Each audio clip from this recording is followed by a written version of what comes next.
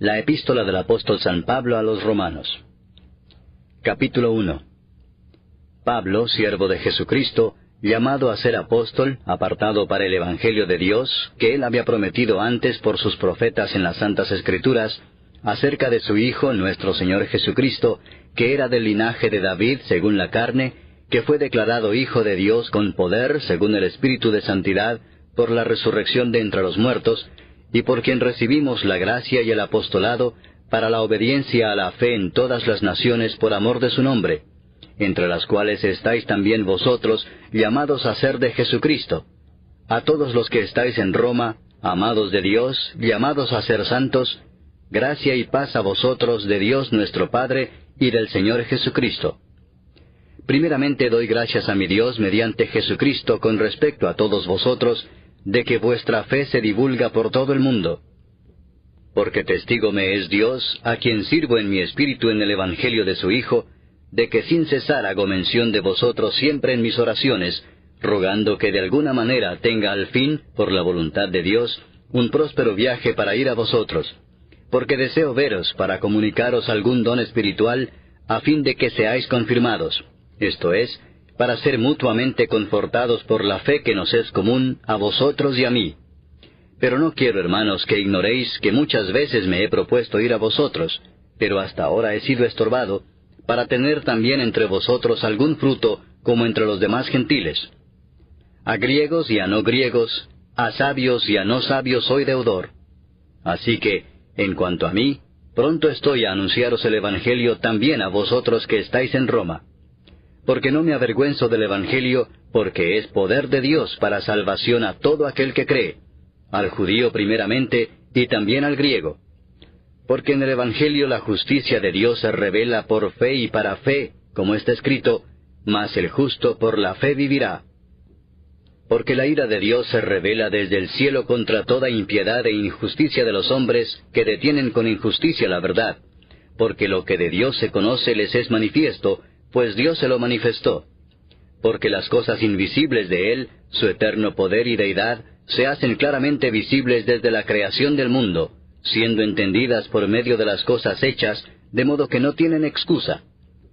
Pues habiendo conocido a Dios, no le glorificaron como a Dios, ni le dieron gracias, sino que se envanecieron en sus razonamientos, y su necio corazón fue entenebrecido. Profesando ser sabios, se hicieron necios, y cambiaron la gloria del Dios incorruptible en semejanza de imagen de hombre corruptible, de aves, de cuadrúpedos y de reptiles.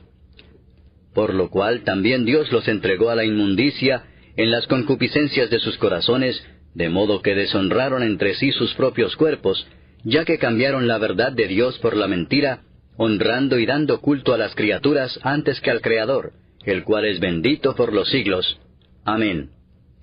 Por esto Dios los entregó a pasiones vergonzosas, pues aun sus mujeres cambiaron el uso natural por el que es contra naturaleza, y de igual modo también los hombres, dejando el uso natural de la mujer, se encendieron en su lascivia unos con otros, cometiendo hechos vergonzosos hombres con hombres, y recibiendo en sí mismos la retribución debida a su extravío. Y como ellos no aprobaron tener en cuenta a Dios, Dios los entregó a una mente reprobada para hacer cosas que no convienen, estando atestados de toda injusticia, fornicación, perversidad, avaricia, maldad, llenos de envidia, homicidios, contiendas, engaños y malignidades, murmuradores, detractores, aborrecedores de Dios, injuriosos, soberbios, altivos, inventores de males, desobedientes a los padres, necios, desleales, sin afecto natural, implacables, sin misericordia, quienes habiendo entendido el juicio de Dios, que los que practican tales cosas son dignos de muerte, no sólo las hacen, sino que también se complacen con los que las practican. Capítulo 2. Por lo cual eres inexcusable, oh hombre, quien quiera que seas tú que juzgas, pues en lo que juzgas a otro, te condenas a ti mismo, porque tú que juzgas haces lo mismo. Mas sabemos que el juicio de Dios contra los que practican tales cosas es según verdad. ¿Y piensas esto, oh hombre, tú que juzgas a los que tal hacen y haces lo mismo, que tú escaparás del juicio de Dios? ¿O menosprecias las riquezas de su benignidad, paciencia y longanimidad, ignorando que su benignidad te guía al arrepentimiento? Pero por tu dureza y por tu corazón no arrepentido, atesoras para ti mismo ira para el día de la ira y de la revelación del justo juicio de Dios, el cual pagará a cada uno conforme a sus obras, vida eterna a los que, perseverando en bien hacer, buscan gloria y honra e inmortalidad.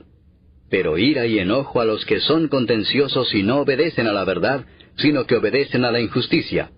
Tribulación y angustia sobre todo ser humano que hace lo malo, el judío primeramente y también el griego. Pero gloria y honra y paz a todo el que hace lo bueno, al judío primeramente y también al griego, porque no hay acepción de personas para con Dios. Porque todos los que sin ley han pecado, sin ley también perecerán, y todos los que bajo la ley han pecado, por la ley serán juzgados. Porque no son los oidores de la ley los justos ante Dios, sino los hacedores de la ley serán justificados. Porque cuando los gentiles que no tienen ley hacen por naturaleza lo que es de la ley, éstos, aunque no tengan ley, son ley para sí mismos, mostrando la obra de la ley escrita en sus corazones, dando testimonio su conciencia y acusándoles o defendiéndoles sus razonamientos, en el día en que Dios juzgará por Jesucristo los secretos de los hombres, conforme a mi evangelio. He aquí, tú tienes el sobrenombre de judío, y te apoyas en la ley, y te glorías en Dios, y conoces su voluntad, e instruido por la ley apruebas lo mejor, y confías en que eres guía de los ciegos, luz de los que están en tinieblas, instructor de los indoctos, maestro de niños, que tienes en la ley la forma de la ciencia y de la verdad. Tú, pues, que enseñas a otro, ¿no te enseñas a ti mismo? ¿Tú que predicas que no se ha de hurtar, hurtas? ¿Tú que dices que no se ha de adulterar, adulteras? ¿Tú que abominas de los ídolos, cometes sacrilegio? ¿Tú que te jactas de la ley, con infracción de la ley deshonras a Dios? Porque como está escrito, el nombre de Dios es blasfemado entre los gentiles por causa de vosotros.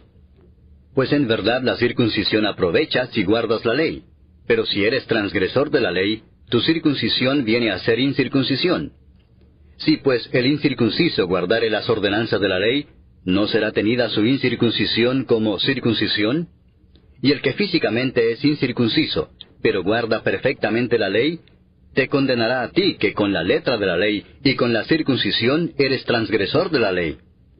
Pues no es judío el que lo es exteriormente, ni es la circuncisión la que se hace exteriormente en la carne, sino que es judío el que lo es en lo interior, y la circuncisión es la del corazón, en espíritu, no en letra, la alabanza del cual no viene de los hombres, sino de Dios.